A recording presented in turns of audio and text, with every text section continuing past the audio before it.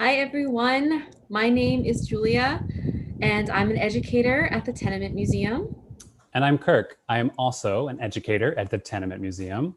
Welcome to our virtual program for families, Building a Community. How can we make a difference? We're really glad that you chose to spend this time with us on YouTube. Today, we'll talk about the Saez-Velez family, a Puerto Rican family who lived at 103 Orchard Street for 50 years. And we'll think about the role of community in creating change. And we'll see how different generations of the Saez-Velez family have built community at home, at school, at work, and in the neighborhood. We'll also talk about the significant impact that Puerto Rican culture and Puerto Rican movements have had on New York, on the United States, and on the world. Finally, in our last section, we will discuss the current movement for Black lives. We'll consider lessons from the Saez-Velez family and think about some of the different ways to participate in community action. We'll share another resource that deals with our current situation directly. But before that, joining Kirk and me live online is our colleague Melissa, who will help facilitate your questions and observations in the chat. Melissa will also share with us some of the things that you all are asking and writing. Thanks, Melissa. Now, Julia and Melissa and I, we all love being part of the Tenement Museum community. And you viewers, you are all a part of that community now too. So thanks again for being here. The Tenement Museum is a history museum located on Orchard Street in the Lower East Side of New York City, where we tell the stories of real families who were newcomers to New York. We tell these stories by recreating the homes on Orchard Street where these families lived. I'm going to share my screen with you now.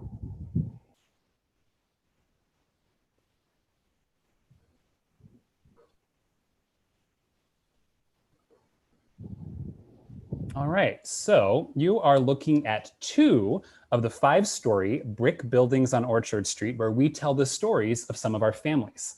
On the left is 97 Orchard Street, where people lived between the years 1863 and 1935. And then on the right is 103 Orchard Street, where people lived between the years 1888 and 2013. And we'll be going today inside, virtually, we'll be going inside of the building on the right, 103 Orchard Street.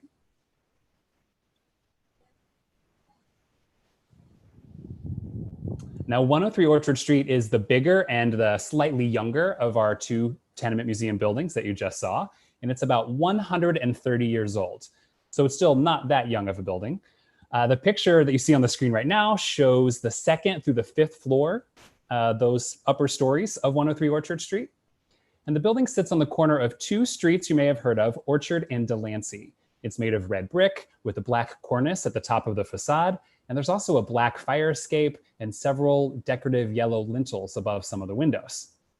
And today, as Julia mentioned, we will talk about the Saez-Velez family, a family from Puerto Rico who lived in this building for almost 50 years. Now, 3 generations of the Saez-Velez family lived in this building, and they were active members of many different communities, including at home, at school, at work, and in the neighborhood, as I said. But before we talk about some of those communities, we would actually love to hear from you in the chat. So let Melissa know one of two things.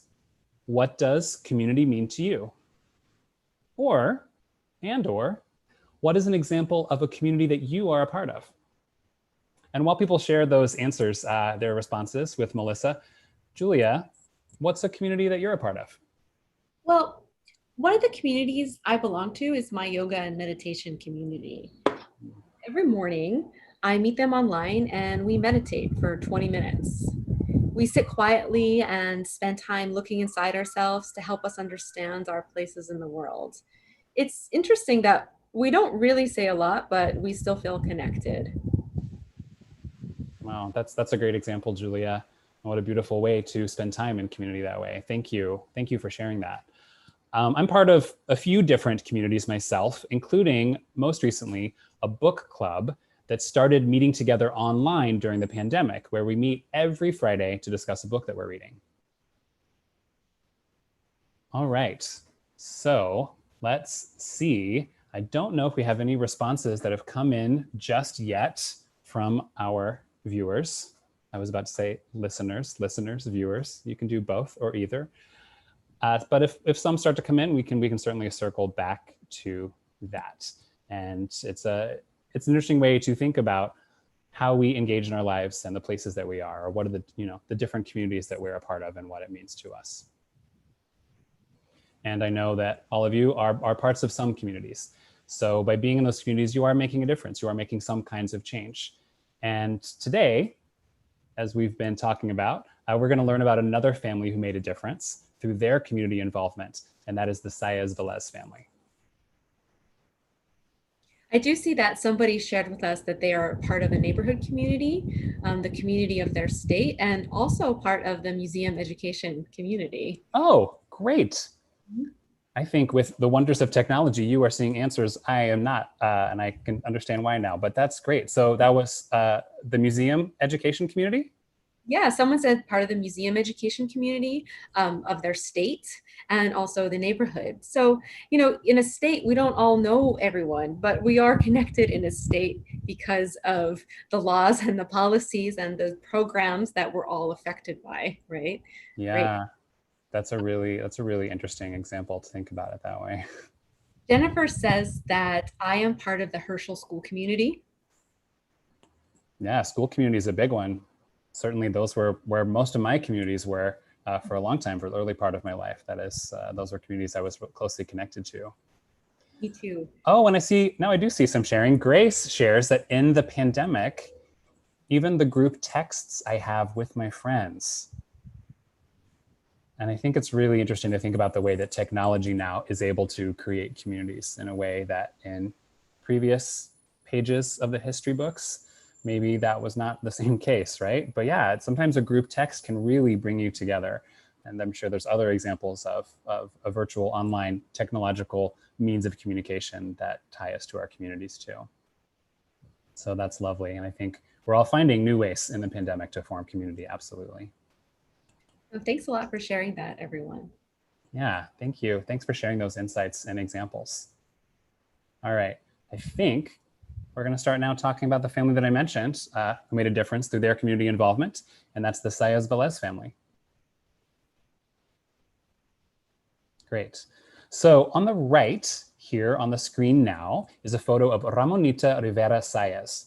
Now, Ramonita moved to New York City's Lower East Side in the year 1955. And in the black and white photo on the right, she is sitting in front of a brick structure and wearing a floral printed skirt. She came to New York in 1955 with her two sons, Andy and Jose, who were 7 and 6 years old. They were from Saez-Velez, a city in the center of the island of Puerto Rico. And on the left, you can see a souvenir from Puerto Rico, a black wall hanging with yellow fringe that actually belonged to the family. Now, the Saez-Velez family were migrants, not immigrants. A person is called an immigrant to the US if they move here from a different country. The word migrant can refer to someone who moves from within the same country. Now, Puerto Rico is a territory of the United States, and the people who live in Puerto Rico, people from Puerto Rico, are US citizens. And they have been citizens for over 100 years, ever since the Jones Act of 1917. So people who move from Puerto Rico to New York City, like the Saez-Velez family did, are migrants.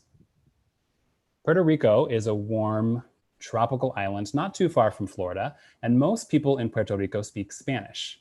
Andy and Jose and their mom, Ramonita, moved to New York at the same time that many other Puerto Rican migrants did, often to find better paying jobs. And in fact, between the 1940s and the 1970s, around 1 million people moved from Puerto Rico to the New York area, settling in several different neighborhoods, including the Lower East Side. So by the 1960s, there were so many Spanish speakers living in the Lower East Side that a lot of people called the neighborhood by its Spanish nickname, Loisaida. And this nickname became a popular way for others to refer to the neighborhood too. There's even a part of Avenue C that's referred to as Loisaida Avenue, as you can see in this photo of green street signs from the corner of 4th and C, or Loisaida.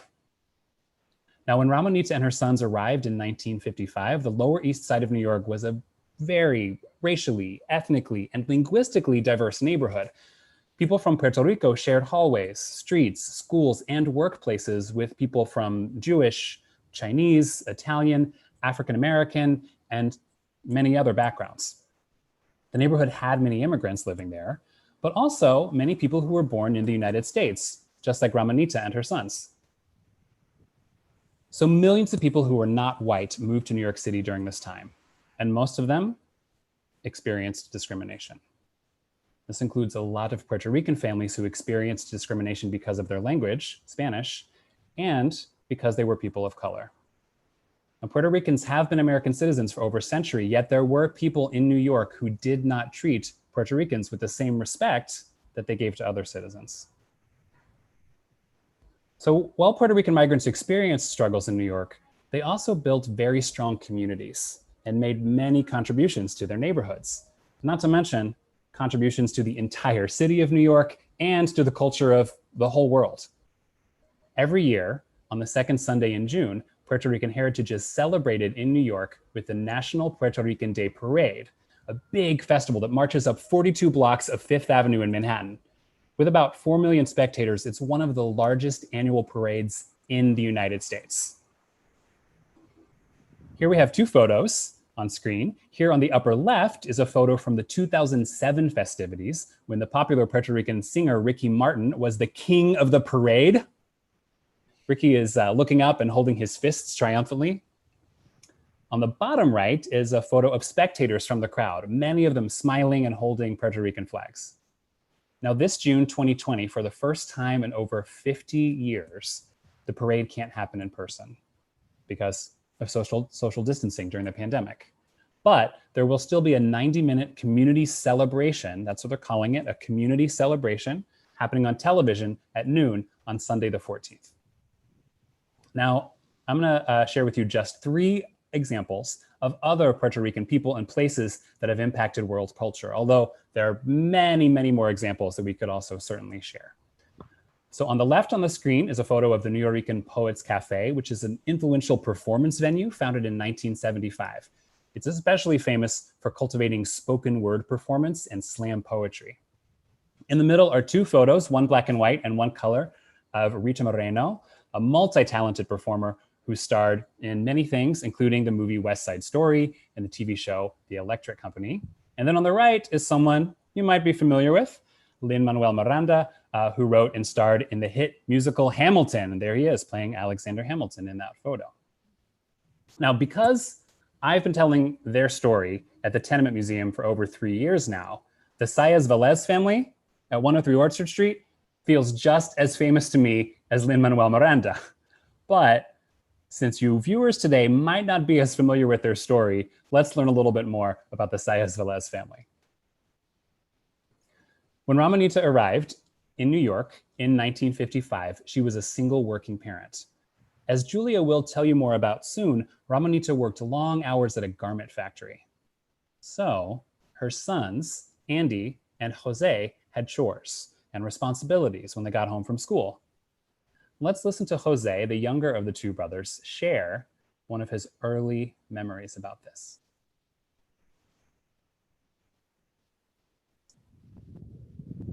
My mother would work a lot, believe me, a lot. And before she left in the morning, my brother and I we had to keep a schedule. She will just get the beans, add the little water, that actually softens them up. So when we came from school, we switch on the burner very low, or my brother or I, either one. And when my mother comes from work, 4:30, the beans will be done. And clean the table. And if we burn the beans, we'll be in trouble, okay? My mother would work a lot, believe me. My mother would work a lot, Sorry about believe that. me, a lot. We'll be in trouble, okay? There we go. Well, what can you do? She would work a lot. It's an important story to hear, right? Now, do any of you help out your family or the people that you live with by doing chores? If so, let Melissa and everyone else on the chat know about that in the chat. You and the people that you might share a home or a building with form a very important kind of community together. And Julia and I know that for a lot of people lately, it is the community they've been spending the most time with. Probably the community many of you have been spending most of your time with. I know for me in my community, in my home, we do a lot of dishes. So many dishes. I don't know where all those dishes came from. I've noticed there have been more dishes in the pandemic. Is it just me? I don't think it's just you. There seems to be a lot of dishes. Yeah, they seem to be growing and multiplying a little bit. Absolutely. Yeah, it's become very important to me during this time of being home more to sweep the floors more often because I'm walking around barefoot and I have a cat and it's just easy to bring dust and things like that in. So it helps me feel good about the home that I share to have nice clean floors to walk around in. Mm-hmm. And that's the way that I'm tending in a very small way, to my home community like that. And of course, our superintendent in our building, and I'm sure this is true for anyone who has an apartment, lives in an apartment building where there's a superintendent, he's working very, very hard on behalf of our community to make sure it is safe and clean and a healthy place to live. That's a great point. Thanks for bringing that up. Oh, some chores have come in. My husband cooks and I do the dishes. He vacuums and I clean the bathroom. This is a nice balance, don't you think, Julia? I think it's a great balance. Nice way of sharing. One person cooks, one does the dishes, one vacuums, one cleans the bathroom, and the cat doesn't help with the chores at all. Mine don't either. So lazy. I know. I've been trying to train my cat to make coffee, but so far it's not working. That's the one thing I'd like to ask of her. Oh, and here's some more answers. Taking care of the dog, taking care of pets, that's a big responsibility. Making the beds, taking out the trash, washing dishes. I do the laundry and vacuum. All right, so it seems like we have a lot of people pitching in, helping out with chores in their community of their family, as we saw Jose and Andy did. Thanks everyone for that. Yeah. Oh, and then there's Sammy. Sammy does whatever needs doing. Oh, that's great. Well, Sammy, when the pandemic is over, maybe Julia and I can hire you. Thanks for sharing that, Sammy. Julie, did you want to say anything else? No. Oh, and Jennifer vacuums occasionally. All right. Good to know, Jennifer. Sometimes you just need to do it occasionally. That's absolutely true. Absolutely. All right. Now, when Ramonita would arrive home from work, she finished the dinner that the boys had started by adding rice, meat, and sofrito. Sofrito is a sauce made from tomatoes, sweet peppers, garlic, and onion. Sofrito is part of many Puerto Rican dishes.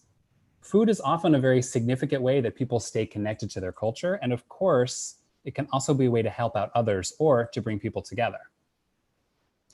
When Ramonita got married a second time in 1964, it was to a man named Francisco, or Frank Saez, who was also from Puerto Rico.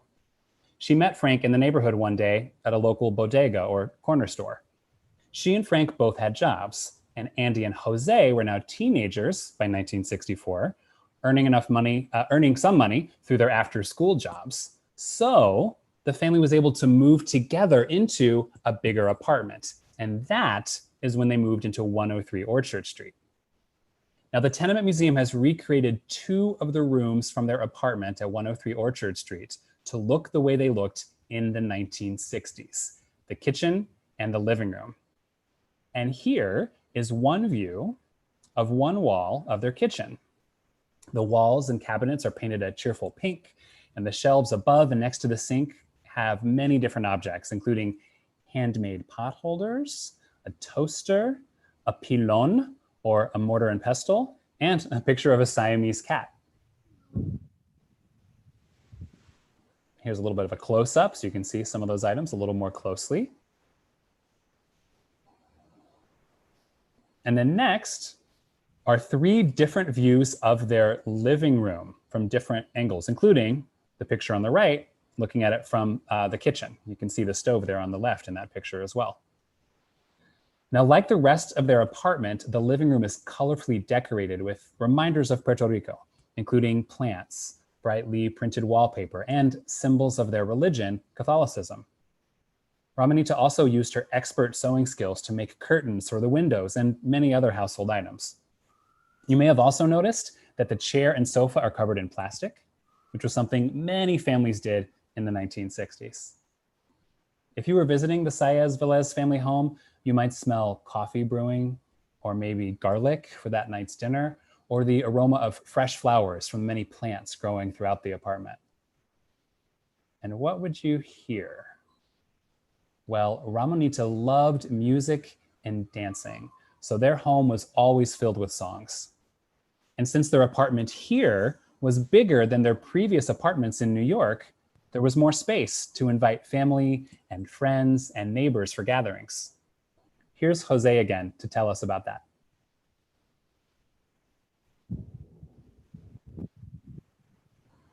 On the weekends in New York, I don't know if you're aware of that, New York, the Puerto Rican family would have a party. The mother does cooking on the weekend, everybody comes over. My mother loved music. My house, there was always music. And the week. I love that.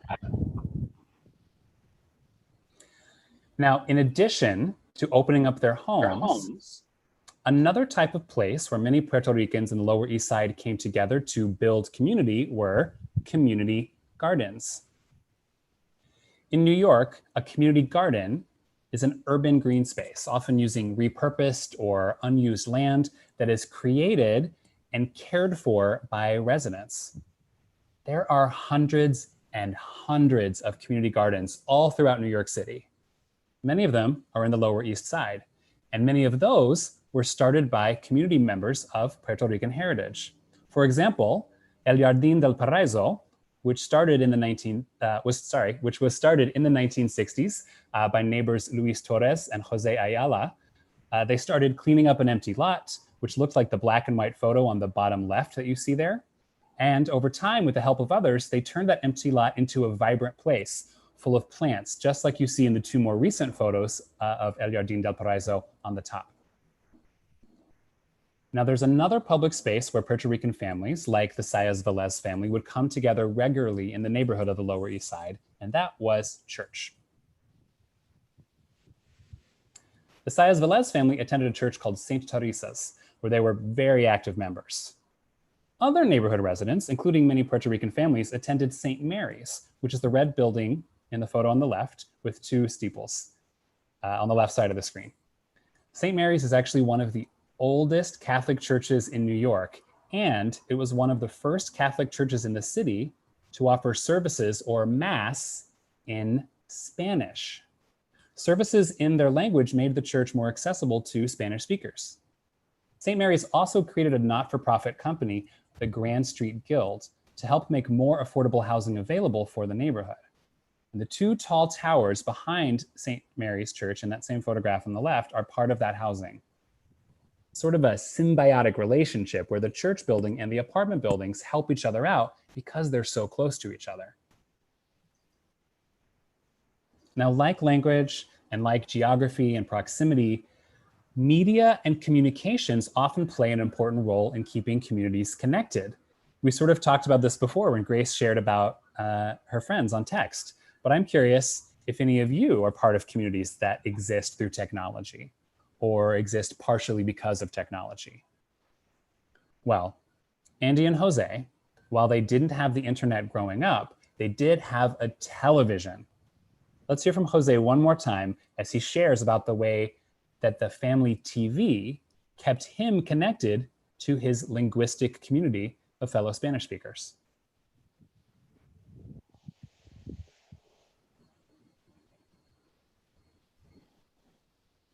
We had no cable, so you'd be watching local channels.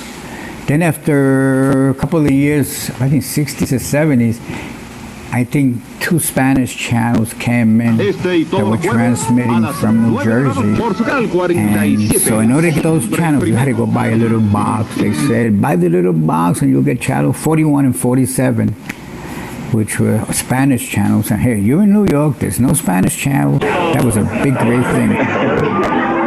Because your mother would want to watch the Spanish channels, you know, which was good because that kept you bilingual.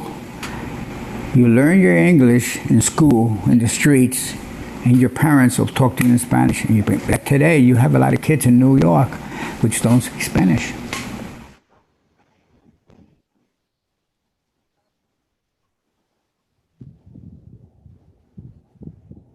I really love hearing Jose share about his childhood and his young adulthood on Orchard Street.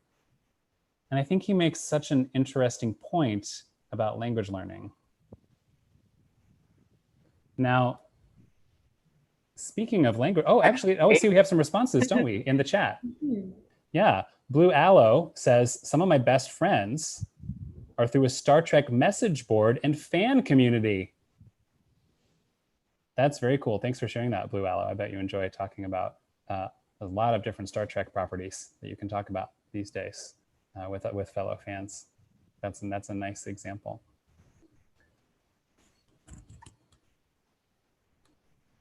All right, well, Julia, I have a question for you since we were just learning a little bit about Jose and language learning. What was it like for Jose and for Andy speaking English in school? Thanks, Kirk.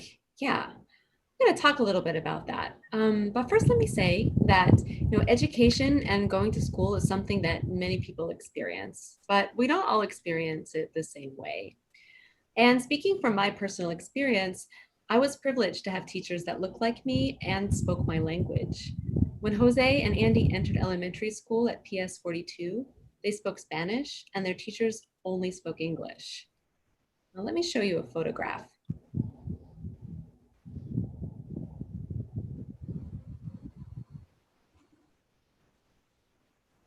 This is a picture of Jose's third grade class in 1959.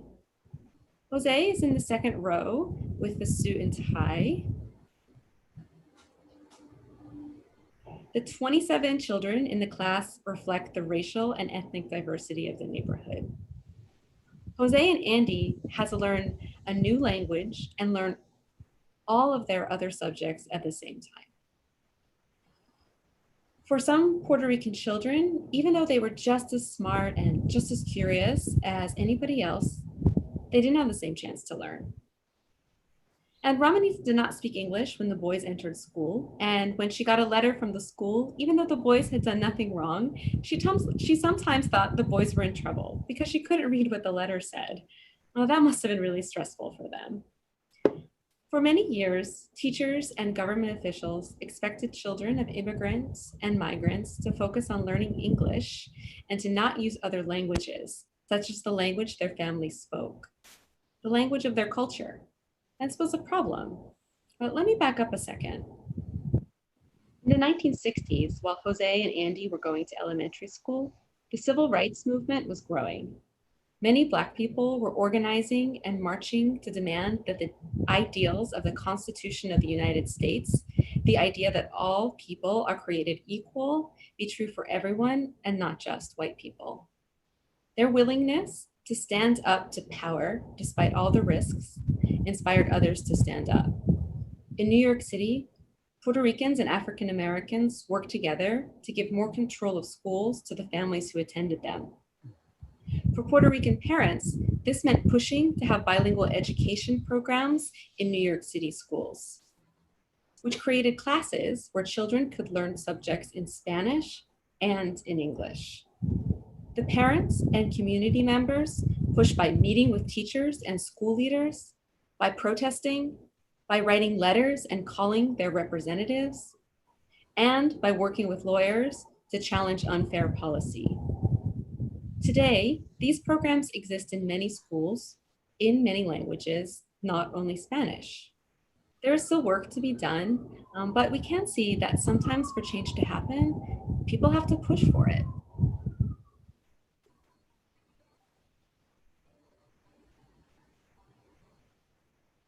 In 1968, Jose and Andy graduated from high school.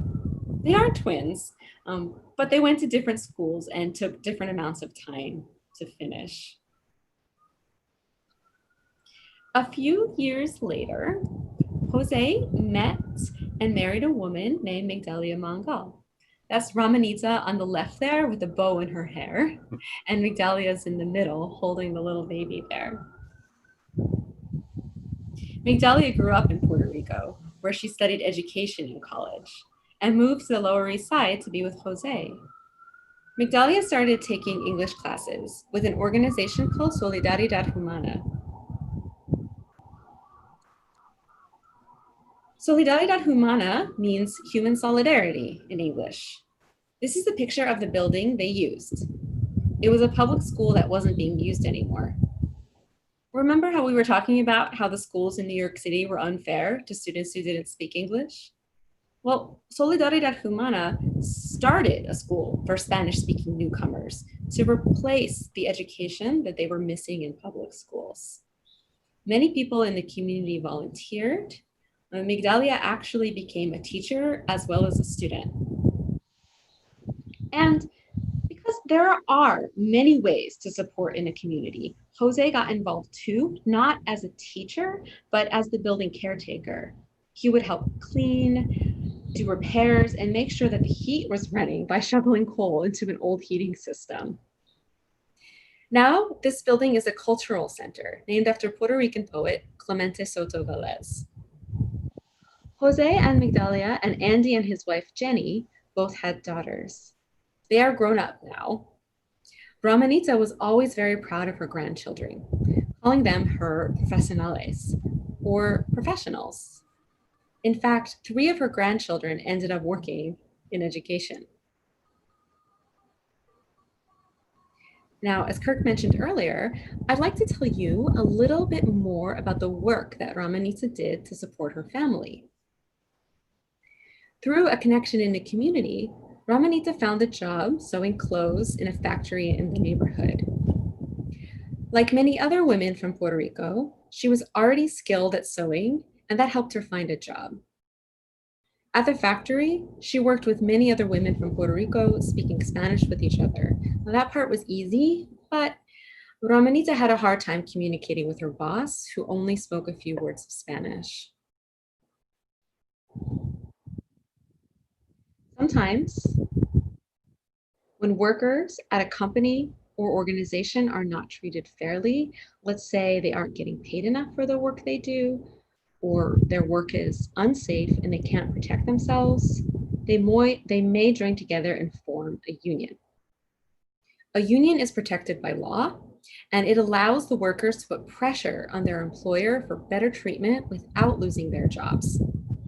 Ramonita was a member of a union called the International Ladies Garment Workers Union. The union would be a place Ramonita could turn to if she ever needed support. Sometimes there would be union parades, and Ramonita would always march in them.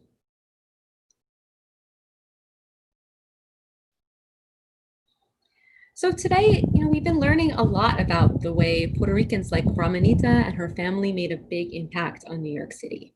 They created art, music, and theater. They fought for their rights to education and created new opportunities for their own children and others to be educated in their first languages. They made green spaces and gardens out of spaces that people had abandoned. They worked hard in many different ways to support each other through difficulties like discrimination and formed communities that are still strong in New York City today. I want to show you one more video, and this is of Migdalia talking about Ramonita.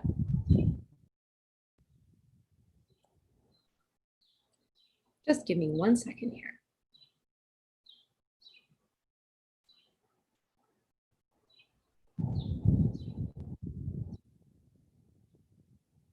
¿Cómo la describo? Pues yo la describo como, yo se lo hablo a ella, que era una mujer muy luchadora. Ella no fue de las personas que vino aquí a recostarse de que le dieran. Ella fue una mujer que vino a luchar, que estuvo toda su vida trabajando, dándole duro al trabajo, siempre estuvo luchando. Por eso es que tal vez José también, porque la veía a ella en ese espíritu de lucha.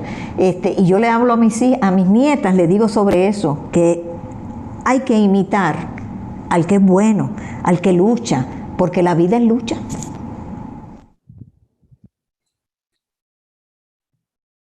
Very inspiring. Migdalia says that Ramonita was a fighter, that she worked her whole life, and that Migdalia tells her grandchildren to be fighters like her. I wonder if Ramonita would have thought of herself as a fighter. She certainly was remembered by her community. One of her neighbors, who is grown up now, Kevin Wong, tells us that she was the matriarch of the building. meaning that she was the one in charge of the building. I have someone like that in my building. And I really appreciate the role she plays in our community. That's right. Sometimes we need tough love, right? Absolutely. Absolutely. So, we are grateful for the work the Saez-Velez family and others in the Puerto Rican community have done to push the United States to be more equal. However, as we see with protests against racism towards Black people happening now, clearly there is much more work to be done. And we know that you might know more about this than us. We also know that young people have done many actions to fight things that are wrong. Recently, the author Jacqueline Woodson educated me about a few of these examples. I'll share them with you. In Albany, Georgia, in the 1960s, hundreds of young people left their classrooms as part of actions all over the city to end segregation. In 2019, students around the world participated in a strike to demand leaders do something about climate change. We have seen students lead movements for better gun control. And this year in New York City, thousands of students walked out of school to again protest segregation in New York City public schools. Right now, we are saying that Black Lives Matter. How do we support this movement?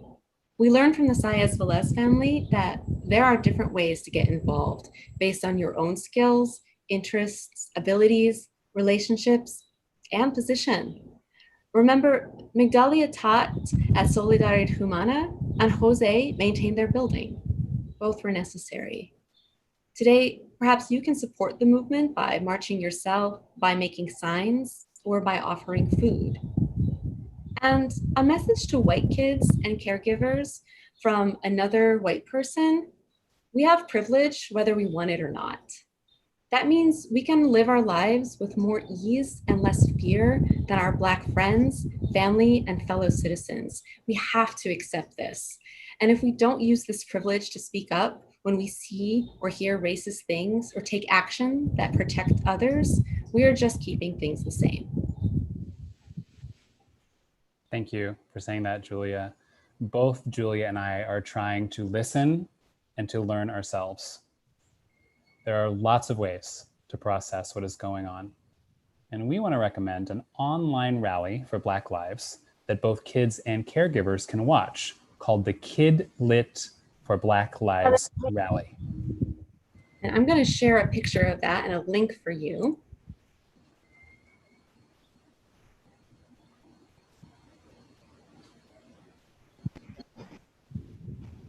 Thanks, Julia. So this is by an organization called the Brown Bookshelf that is designed to push awareness of the myriad Black voices writing for young readers. If you have questions about what is going on right now, about race in the United States, about what solidarity looks like, and how to keep the movement going, they will be considered here. Basically, we think everyone should watch this. And you should also read a lot of the awesome books that the Brown Bookshelf features. Once you've watched that and engaged with that, then next Wednesday, you can join us for our program next week. So next week, for our family program, viewers will journey back in time to 1916 and learn from an actor playing Victoria Confino, a real 14-year-old girl who immigrated to the United States in 1913. Victoria will show us her home on Orchard Street and her daily life. She'll tell us her stories and share how her family keeps their culture alive through food, language, holidays, and more. We'll see how life in 1916 was quite different from today, but also explore how people cope when they move to a new place and are uncertain about the future. That's an experience as relevant today as it was in her time. Throughout that program, participants will have a chance to ask their own questions about Victoria. Now, we've had a lot of things that we've talked about today, and we do have a few more minutes where we can hear from y'all.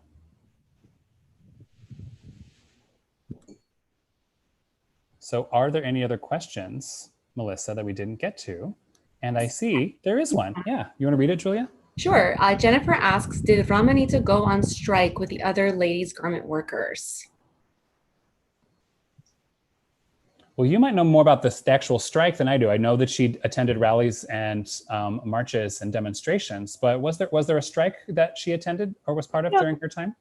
I'm not sure, actually. We know that she carried her union card with her all the time and that it was very important to her.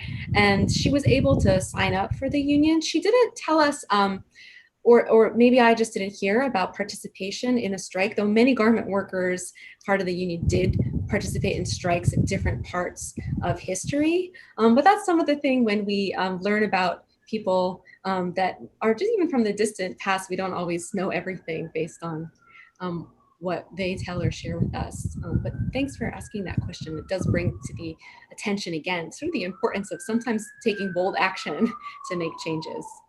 Yeah, and to hold people accountable who have power. And I'm glad you mentioned that about how proud she was, because it is certainly, from what I understand, the historians at the museum who got to meet Ramanita before she passed away, it was one of the things she was really proud of and really happy to share with the museum was a copy of her lifetime membership card as a member of the union.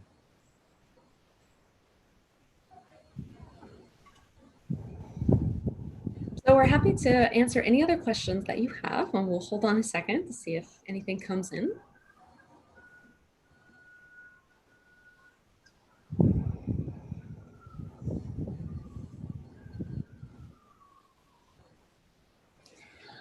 Oh, Melissa shared that many of the viewers shared comments about their parents learning English through cartoons, etc. So that's a really nice universal connection there about the role that media and communications, and certainly television, and in an earlier era, movies at the movie theater and the radio, how these can play an important role in maintaining some kind of bilingualism or multilingualism so that you can communicate in different languages. So having that access in cartoons, absolutely, I bet a lot of people when they were young, that was the way they learned.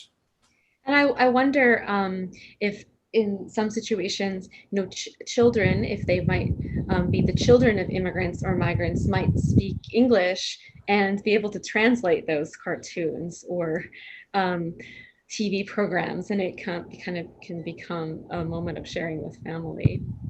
That's right. The other family we talk about on that same tour where we feature the Saez-Velez family, well, we talk about two other families. So one of them is the Wong family that Julia mentioned about Kevin Wong calling Ramanita the matriarch of the whole building. Kevin's older sister, Allison, said that she would translate the TV shows of the 1970s, shows like The Love Boat. While they were watching it in English, she would translate into Chinese for her mother, for Mrs. Wong. And I'm sure that played a role in her English language acquisition as well.